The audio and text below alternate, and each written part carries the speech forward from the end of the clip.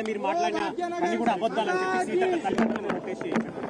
సరే, కేబినెట్ లో ఏం జరిగిందని నేను చెప్పాల్సిన అవసరం లేదు కదా. కేబినెట్ మంత్రి గారి కుమార్తె చెప్పింది కదా నిజాలు ఏంటిది అనేటువంటిది. నేను చెప్పాల్సిన అవసరం లేదు.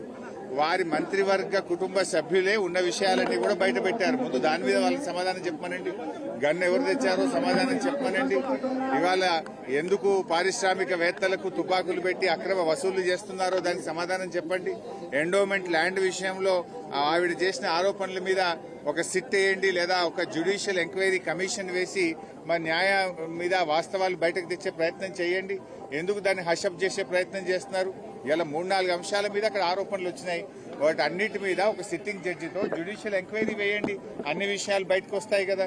ఇవి మేం చేసిన ఆరోపణలు కాదు, మీ కేబినెట్ మంత్రులే చేస్తున్న ఆరోపణలు, మీ కేబినెట్ మంత్రుల యొక్క కుటుంబ సభ్యులు చేస్తున్న ఆరోపణలు. వీటన్నిటిని బయటకు తీయండి. బయటకు రావాలి. నిజంగా మీరు తప్పు చేయలేదు అంటే, మీరు ఇలాంటి జరగలేదు అంటే విషయాలు బయటకు తీసుకురండి. తప్పు చేయకపోతే పోలీసులు మంత్రి గారి ఇంటికి ఎందుకు పోయారు? తప్పు చేయకపోతే మంత్రి గారి కుమార్తె ముఖ్యమంత్రి సన్నిహితులే సెటిల్మెంట్ చేశారని చేసే ఆరోపణ మీద ప్రభుత్వం ఎందుకు సమాధానం చెప్తలేదు? ఇలా హైదరాబాద్ గుండా రాజ్యంగా మార్చారు. ఒకప్పుడు బీఆర్ఎస్ ప్రభుత్వము పెట్టుబడులకు స్వర్గధామంగా మారుస్తే మీరు గన్ కల్చర్లు పెట్టి పెట్టుబడిదారుల దగ్గర అక్రమ వసూళ్లు చేసి వాటాల్లో పంచుకోవడంలో తేడాలు వచ్చి మీరు తన్నుక చేస్తున్నారు. ఇలా పాలన చేస్తున్నారా? వాటాలు పంచుకోవడం కోసం మీలో మీరు తన్నుక చేస్తున్నారా? ప్రజలు బాధపడుతున్నారు, ప్రజలు ఆలోచిస్తున్నారు. బీఆర్ఎస్ హయాంలో రెడ్ కార్పెట్ వేసి పెట్టుబడిదారులను ఆహ్వానించింది బీఆర్ఎస్.